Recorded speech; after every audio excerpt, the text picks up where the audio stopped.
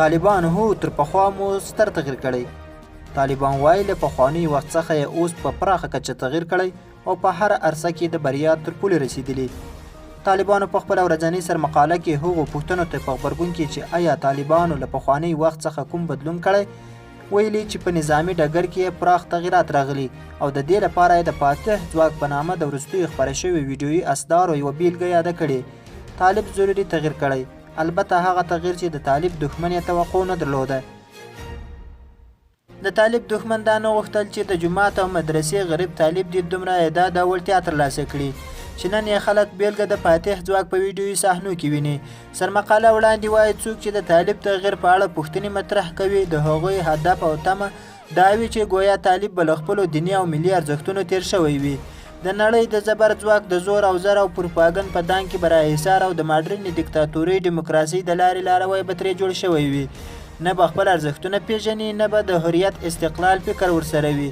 د پخوا په څیر به له پوځي وړتیا بې برخې وي. یو ملیشیي ځواک په څیر به د نورو غوندې د هر یرغلګر لپاره د کرایه مقدمات الجیش دنده انجاموي. سرمقاله کې طالبانو د فاتح ځواک بلل شوي دي چې په وینا یې دا هغه ستر تغییر دی چې د افغانستان د راتلونکي اسلامي پوځ لپاره یو رښتینی ځواک تقریبا د برابرېدو په حال کې دی. په داسې حال کې چې پوځي ځواک د هیواد په کورني نظم، امنیت، د نظام د استحکام او د ارزښتونو په خوندیتوب کې د ملا د تیر حیثیت لري. خو طالبان وایي چې په پخوانیو تجربې نه تکراروي او هر رنګ حالاتو ته تیاری نیسي.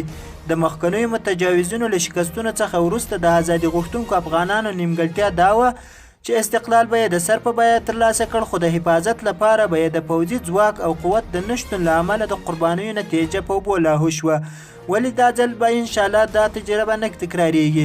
د سرمقالې په پای کې راغلي چې نړیوال زبر ځواکونه که څه هم نړۍ ته د امن، تفریح، لوبو، سیاحت، فلم، تعلیم او نورو غوړو شعارونو درس ورکوي، خو خپله یې سیالي او توجه فقط پر همدې راڅرخي چې څنګه خپل پوځي ځواک پیاوړی کړي، څنګه نورو مستعذب ملتونه وزبېښي، څنګه کمزوري هیوادونه مستعمره او څنګه پکې د ځان لپاره ګوډاګیان پیدا کړي، د پوځونو په نوم یې سمبال او بیا یې د خپلو خلکو په وړاندې وجنګوي.